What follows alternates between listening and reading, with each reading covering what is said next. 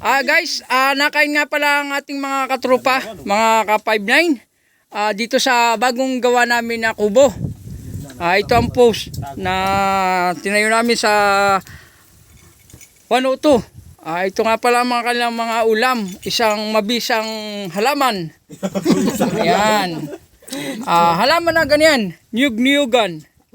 At saka itong masipag naming maglalaot ay maraming nahuli. Ang nahuli niya yung mga isdang hindi ko maawari iba't ibang kulay. Oh, Ipanti ba naman? yan no. Tingnan naman ninyo guys ang ulam nila.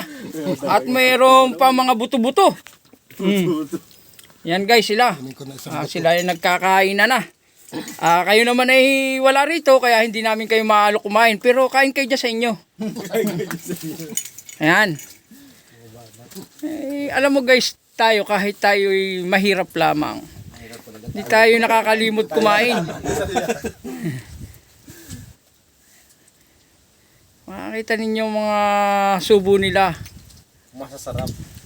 Kahit na kami naghihirap lang, masaya. O sige guys, at hanggang dito na lahat. Maraming salamat sa mga panood dito.